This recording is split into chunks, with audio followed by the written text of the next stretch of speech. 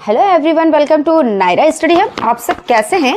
I hope कि आप सभी बहुत अच्छे होंगे और अपनी स्टडी को भी बहुत ही अच्छे से कर रहे होंगे।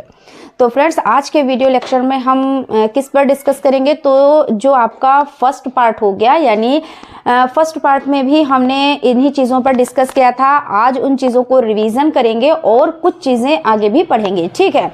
तो सबसे पहले हम जान लेते हैं कि लेसन क्या चल रहा है। तो 3 संख्याओं तक की संख्याओं का लघुत्तम समापवर्त एवं महत्तम समापवर्तक, ये आपका लेसन चल रहा है और इसमें ये सेकंड क्लास, ठीक है? तो आप लोग प्लेलिस्ट में जाकर और वहाँ पर फर्स्ट पार्ट भी देख सकते हैं, क्योंकि जब चीज़ें हम क्या करते हैं, स्टार्टिंग से देखते हैं तो चीज़ें हमारी ज़्यादा क्लियर होती हैं। हालांकि रिवीजन हम यहाँ पर भी करेंगे और आपको वो क्लास भी देखनी चाहिए मेरे हिसाब से, ठीक है? तो भाई चलिए फटाफट से, अगर अभी तक आप लोगों ने चैनल को सब्सक्राइब नहीं किया तो फटाफट से सब्सक्राइब कर लेंगे और बेल आइकन को प्रेस कर देंगे, ठीक है? तो सबसे पहले हम थोड़ा सा रिवीजन करेंगे और उसके बाद हम मेन पॉइंट पर चलेंगे। तो हम लोगों ने पिछले क्लास में क्या क्या चीज़ों को कंप्लीट किया था? तो सम संख्याओं को, किनको किया था? तो सम संख्याओं को कंप्लीट किया था। सम संख्याएं क्या होती हैं? तो सम संख्याएं हो जाती हैं, कौन सी हो जाती हैं? वो संख्याएं जो पूर्णतः 2 से विभाजित हो जाए, पूर्णतः यानी पूरी 2 से विभाजित हो जाए, वो सम संख्याएं होती हैं। जैसे कौन कौन सी होती हैं? तो जैसे आपकी हो जाती हैं 2, ठीक है, 4, 6, 8। आप इनको क्या करेंगे? विभाजित करेंगे। और भी बहुत सारी संख्याएं होती हैं, जैसे 8, 10, 12, 14, 16, 18, इस तरह से बहुत सारी संख्याएं होती हैं। तो इनका क्या होता है कि ये 2 से पूरी विभाजित हो जाती हैं और कुछ भी शेष नहीं बचता है। ये क्या करती हैं? शून्य छोड़कर जाती हैं। तो ये कौन सी संख्याएं हो जाती हैं? ये सम संख्याएं हो जाती हैं। इसको पढ़ा था। अब समझ लेते हैं विषम संख्या। विषम संख्याओं को भी हमने पढ़ा था। तो विषम संख्याएं क्या होती हैं? तो विषम संख्याएं जो हो जाती हैं से पूरी विभाजित ना हो, वो क्या होती हैं? वो विषम संख्याएं होती हैं। यानी सम संख्या वो होती है जो 2 से विभाजित हो जाए और विषम संख्याएं वो होती हैं जो 2 से विभाजित ना हो और शेष बचे, यानी एक क्या होता है? शेष बच ही जाता है, वो विषम संख्याएं होती हैं। उसके बाद थोड़ा से एग्जाम्पल देख लेते हैं।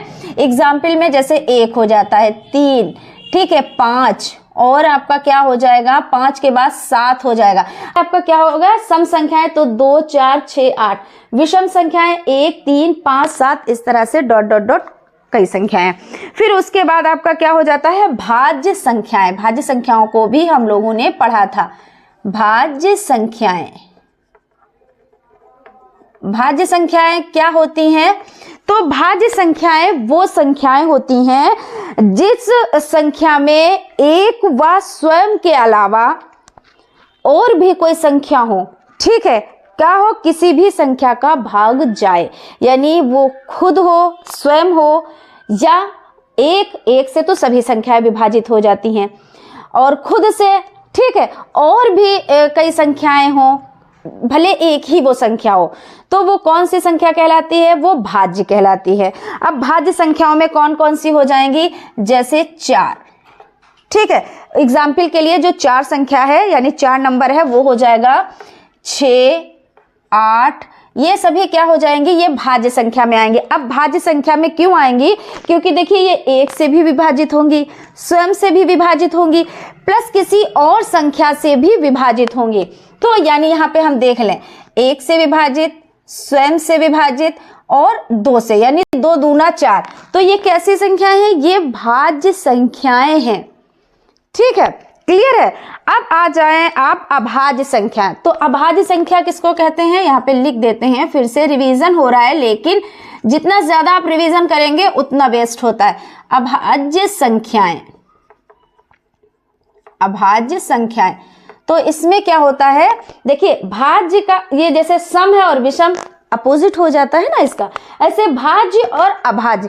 अब अभाज्य में क्या है? वैसी संख्या जो स्वयं और एक के अलावा किसी और संख्या से विभाजित ना हो, तो वो कौन सी संख्या कहलाएंगी?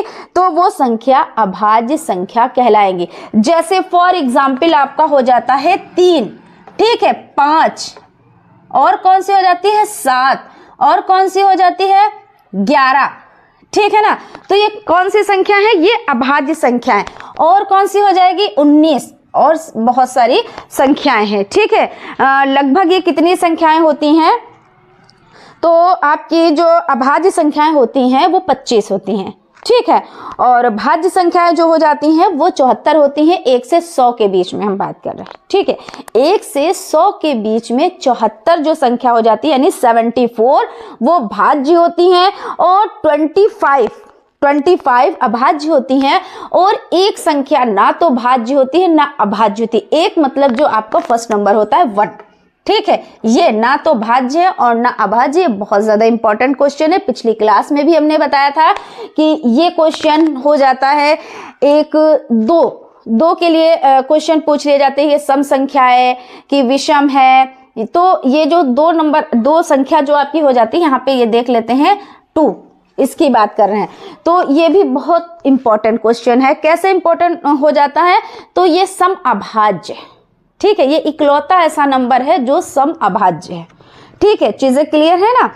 तो यहाँ पे अभाज्य संख्याएं भी हो जाती है। देखिए ये 3 है तो स्वयं से कटेगा और किससे 1 से कटेगा, इसके अलावा किसी संख्या से ये नहीं विभाजित होगा, नहीं कटेगा। फिर ये 5 है, इसमें भी यही चीज है। देखिए 1 से ये विभाजित होगा यानी कटेगा, और स्वयं से। इसके अलावा ये आप सोचिए 2 से विभाजित हो जाए, 3 से विभाजित हो जाए, तो ऐसा नहीं है। तो इसलिए कौन सी संख्याएं, ये अभाज्य संख्याएं हो जाएंगी। अब एक क्वेश्चन, यानी आप क्वेश्चन समझ लें या हेडिंग, क्योंकि हेडिंग जब समझाएंगे तो वो क्वेश्चन ही बन जाएगा, है ना।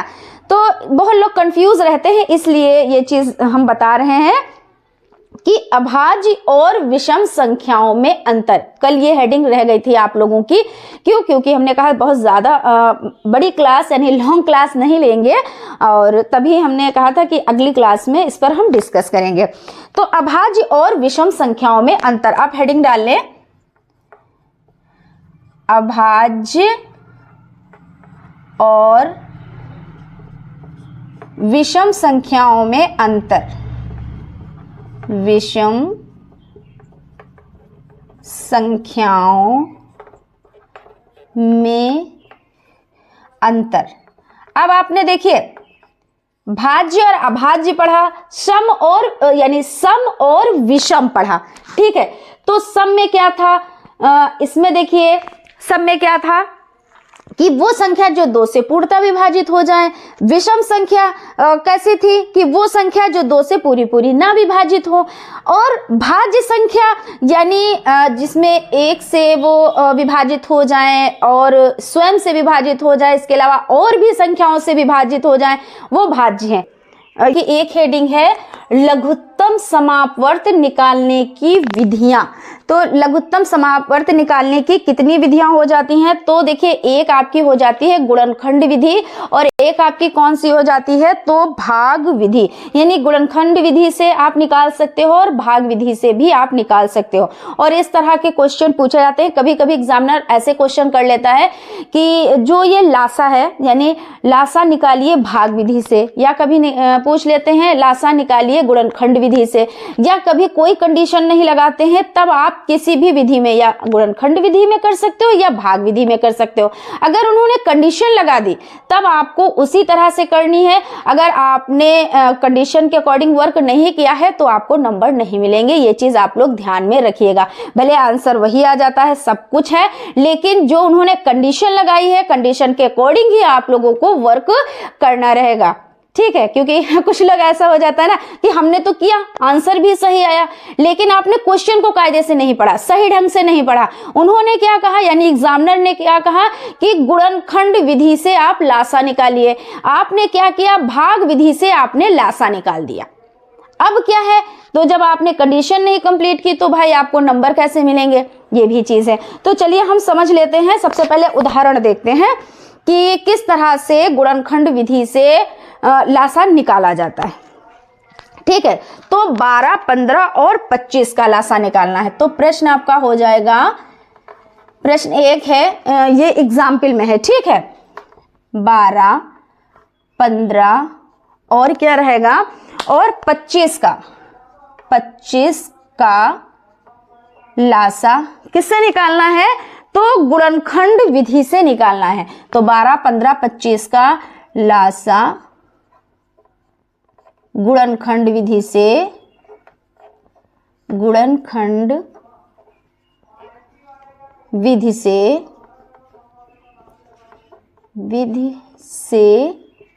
निकालिए। ठीक है, अब यहाँ पे थोड़ा सा कुछ समझने के लिए है, थोड़ा सा समझेंगे भी और इसका आंसर भी करेंगे। तो समझेंगे क्या, इसके बारे में जान लेते हैं। ठीक है, तो जो आपका लासा हो जाता है, ठीक है, तो लीस्ट कॉमन मल्टीपल, लासा यानी एलसीएम, समझ में आ गया। एलसीएम अगर इसकी फुल फॉर्म पूछ ली जाए तो एलसीएम की फुल फॉर्म क्या होती है, लीस्ट कॉमन मल्टीपल, ये हो जाता है। और ये कितनी, तो दो विधियों से निकाला जाता है, एक गुणनखंड विधि से और एक भाग विधि से निकाला जाता है। ठीक है, अब हम आपसे एक चीज और बताएंगे। देखिए कुछ चीजें हैं जो छोटी छोटी हैं और उनको नोट डाउन करते हुए चलिए तो ज्यादा सही है। अभी देखिए ये बेसिक चीजें लेके चल रहे हैं, प्लस कुछ एग्जाम्पल भी साथ में लेके चल रहे हैं, और जहां जहां पे छोटी छोटी बातों का ख्याल रखना है वहां पे छोटी छोटी बातों का भी ख्याल रख रहे हैं। ठीक है, तो जैसे एक हो जाता है आपका लघुत्तम, तो इसका मतलब क्या होता है। फिर सेकेंड आपका हो जाता है समापवर्त, इसका मतलब क्या होता है, इसकी मीनिंग क्या है, समापवर्त। और क्या हो जाता है, गुणज। ठीक है, और क्या हो जाता है, गुणज। तो देखिए लघुत्तम का मतलब होता है सबसे छोटा। क्या होता है लघुत्तम का मतलब, सबसे छोटा। और उसके बाद आपका समापवर्त का मतलब क्या हो जाता है, तो जो सब में हो, क्या है, जो सब में हो। ठीक है, और गुणज का मतलब क्या हो जाता है, गुणज का मतलब होता है पहाड़ा। ठीक है, गुणज का मतलब क्या होता है, तो पहाड़ा होता है। अब देखिए लघुत्तम सब में छोटा, सबसे छोटा हो जाता है, यानी क्या हो जाता है, स्मॉलेस्ट। क्या हो जाता है, यहां पे लिख देते हैं स्मॉलेस्ट। ठीक है, और समापवर्त क्या होता है, जो सब में हो, यानी कॉमन। क्या हो जाता है, कॉमन। ठीक है, और पहाड़ा यानी पहाड़ा मतलब मल्टीपल। क्या हो जाएगा, मल्टीपल। ठीक, समझ में आया कि लघुत्तम का मतलब होता है सबसे छोटा यानी स्मॉलेस्ट, समापवर्त जो सब में हो, कॉमन, और गुणज यानी पहाड़ा, मल्टीपल। ठीक, क्लियर।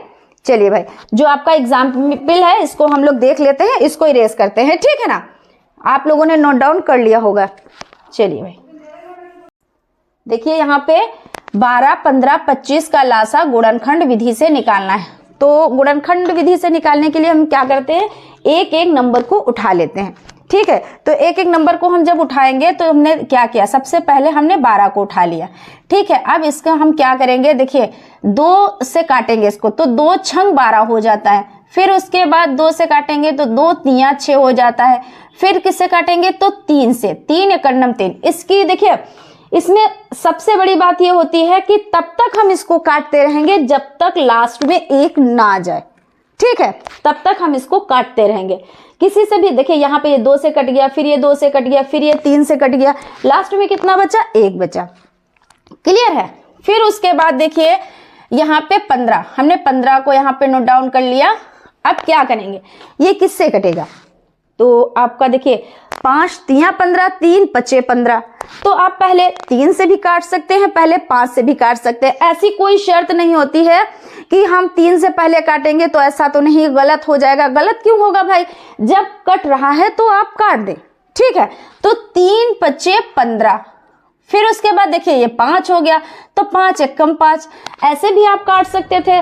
5 तिया 15, 3 एकम 3, उतना ही आता। लास्ट में कितना, 1 बचता, 1 बचा है, यानी ठीक है कट गया। ठीक, उसके बाद आपका 25, 25 में क्या रहेगा, तो पचम 25, 5 हो गए, पचम 25 और 5 एकम 5। देखिए सब जगह पे यहाँ पे भी एक आ गया, यहाँ पे भी एक आ गया और यहाँ पे भी एक आ गया। अब हम क्या करेंगे, तो आज हम सबसे पहले कैसे सीखेंगे, देखिए विधियां कई होती हैं, इसको सॉल्व करने की कई विधियां होती हैं। तो सबसे पहले हम क्या करेंगे, जो सबसे सरल विधि होगी उसको हम समझेंगे, फिर धीरे धीरे क्या करेंगे, लेवल बढ़ाएंगे। अगर एकदम से हम लेवल बढ़ा देंगे तो क्या होगा, चीजें समझ नहीं आएंगी, फिर दिक्कत हो जाएगी। तो सबसे पहले जो ये 12 है इनको नोट डाउन किया और उसके बाद 2 गुणा 2 गुणा 3, ठीक है। उसके बाद ये 15 है, 15 को हमने नोट डाउन किया। फिर जब 15 को नोट डाउन किया तो यहाँ पे 3 है। वैसे आप यहाँ पे भी नोट डाउन कर सकते हो, ऐसा नहीं है, लिख सकते हो यहाँ पे, लेकिन आपकी सरलता के लिए हम बता रहे हैं कि कोई कंफ्यूजन ना हो आप लोगों को। क्योंकि जब हम सीखते हैं ना तो हमें थोड़ा सा क्या लगता है, थोड़ा सा टफ लगता है, चीज़ें थोड़ी सी कठिन लगती हैं। फिर जब चीज़ें आ जाती हैं तो माइंड में एक चीज़ चलती है कि ऐसे कर ले, ऐसे कर ले, ठीक है भाई, बहुत अच्छी बात है, लेकिन पहले हम रहे हैं सीख, तो हमको क्या करना है, हम सरल तरीके से चीज़ों को सीखेंगे, ठीक है भाई।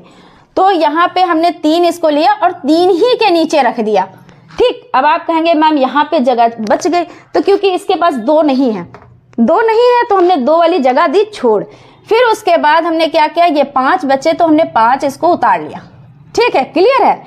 अब देखिए ये 25 है तो हमने 25, अब 25 को क्या करेंगे, ये 5 है तो यहाँ पे देखिए इसमें 2 भी नहीं है तो उसकी जगह छूट गई, 3 भी नहीं है तो उसकी जगह भी छूट गई। अब हमको क्या करना है, अब हमको करना ये है कि 5, तो 5 के नीचे हम 5 उतार लेंगे, ठीक है। उसके बाद एक और 5 बचता है तो हम क्या करेंगे, इस वाले 5 को हम अलग उतार लेंगे, यानी इससे आगे, ठीक है। अब हम लाइन ड्रॉ कर देंगे। अब क्या करेंगे, जिसके जोड़े बन रहे हैं तो जोड़े में से एक नंबर को उतारना है, ठीक है, और जिसके जोड़े नहीं बन रहे हैं उनको उतार लेना है। ये चीज क्लियर हो गई ना। जिनके क्या है, हमने क्या बताया कि जिनके जोड़े बन रहे हैं, जोड़े में से एक को ले लेना है, और क्या करना है, जिनके जोड़े नहीं बन रहे हैं उनको क्या करना है, उतार लेना है। यानी एक सिंपल तरीके से बताते हैं, फनी वे में, कि जैसे मान लीजिए एक कपल है और किसी की शादी में जाना है, तो क्या कहते हैं भाई, जोड़े में से कोई एक जाएगा और जिसका भी जोड़ा ही नहीं बना है, जो भी सिंगल है, तो उससे क्या कहेंगे, आपको चलना है ना। तो बस यही जो है, यही नियम यहाँ पे लागू हो रहा है, यानी जोड़े में से एक नंबर उतारना है, यानी एक ही को शादी में जाना है, बस इतना समझ लें। तो यहाँ पे 3 हमने उतार लिए और यहाँ पे 5 हैं, तो इन 5 में से एक 5 को उतार लिया, ठीक।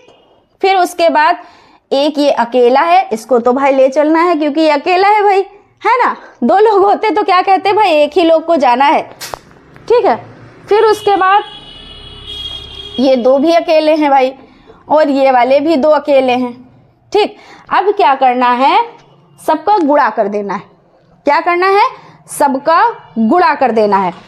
तो इधर से भी आप कर सकते हो, इधर से भी आप कर सकते हो, जैसे आपको आसान लगे। तो आप ऐसे पढ़ सकते हो, 5 पचम 25, 25 तियां 75 और 75 दूना 150 और 150 दूना 300। ऐसे आप कर सकते हो, जैसे आपको आसान लगे। तो इसका आंसर निकल के कितना आता है, 300।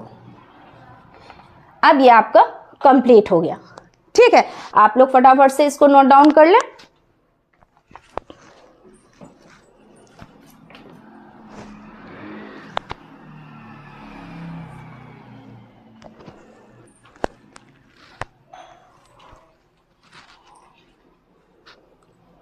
चलिए भाई इसको इरेज करते हैं।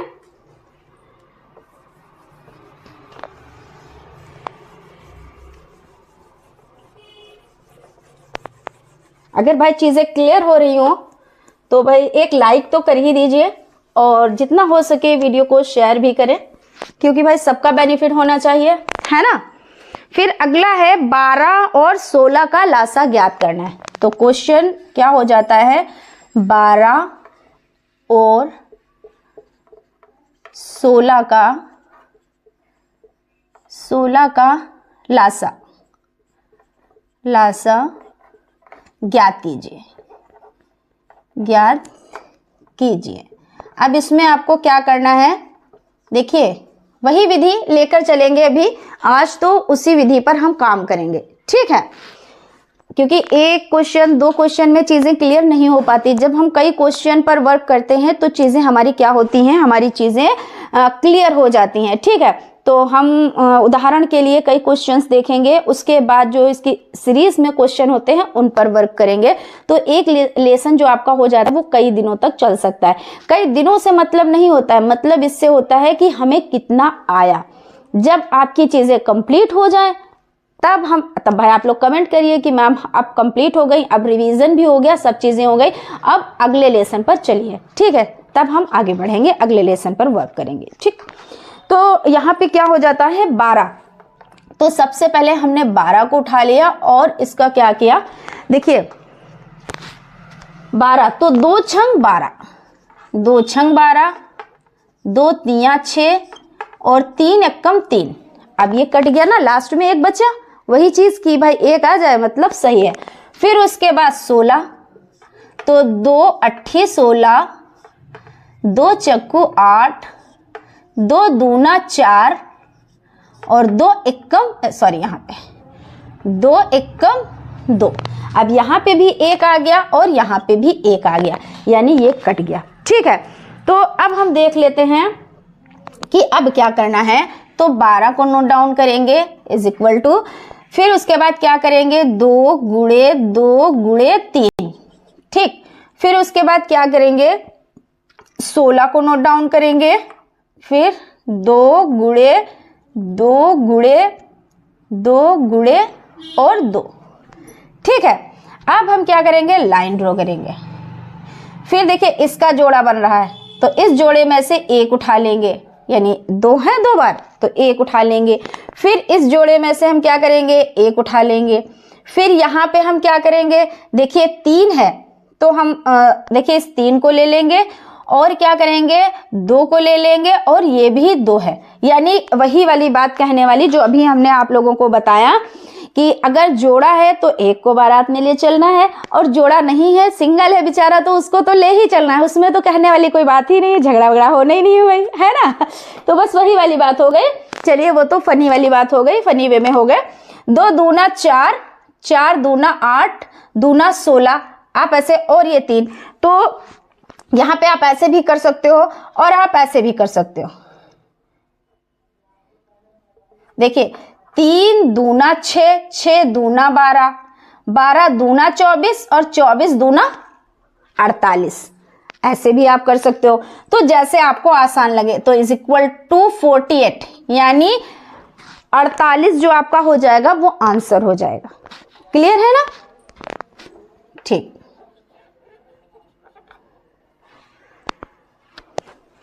इसको नोट डाउन कर ले फटाफट से आप लोग।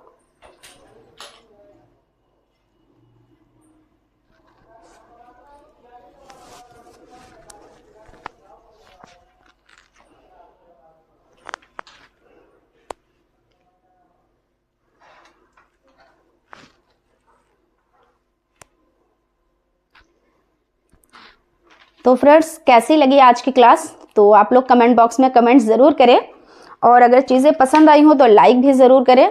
और आप लोग ये भी कमेंट करें कि जो ये आपका एक सब्जेक्ट चल रहा है मैथ, और इसके अलावा आपको भी और कौन सी क्लास चाहिए, तो ये भी आप लोग कमेंट करें। तो फ्रेंड्स मिलते हैं हम लोग अगली क्लास में, तब तक आप लोग अपना ख्याल रखें और स्टडी को कंटिन्यू करें, और जितना हो सके उतना रिवीजन करें। मैथ प्रैक्टिस पर ही होती है, तो इसके लिए आपको नोटबुक बनानी रहेगी और उसमें आपको क्वेश्चन को उतार लेना है, और उसके बाद आपको क्या करना है, एक रफ रजिस्टर लेना है जिस पे आपको बार बार क्वेश्चन को करना है, यानी बार बार सॉल्व करने हैं। और जो परिभाषाएं लिखाई हैं, यानी इतनी इंपॉर्टेंट ये परिभाषाएं है कि इससे हटकर तो एग्जाम में पूछा ही नहीं जाता है। आप देखिएगा जब आप एग्जाम हॉल में जाएंगे और आपको क्वेश्चन पेपर मिलेगा, तब आप देखिएगा कि इससे रिलेटेड आपको क्वेश्चन मिले हैं या नहीं, और ये जब आप परिभाषाएं याद करेंगे तो आपको कितनी हेल्प मिलेगी। क्योंकि जब बेसिक चीजें मजबूत होती हैं ना, तो हम क्या होते हैं, फुल कॉन्फिडेंस में होते हैं, और जब बेसिक चीजें हमारी मजबूत नहीं होती हैं तो हमारे में कॉन्फिडेंस नहीं होता है। तो फ्रेंड्स आप लोग प्रैक्टिस ज्यादा से ज्यादा करें। तो फिर मिलते हैं अगली क्लास में। Thank you.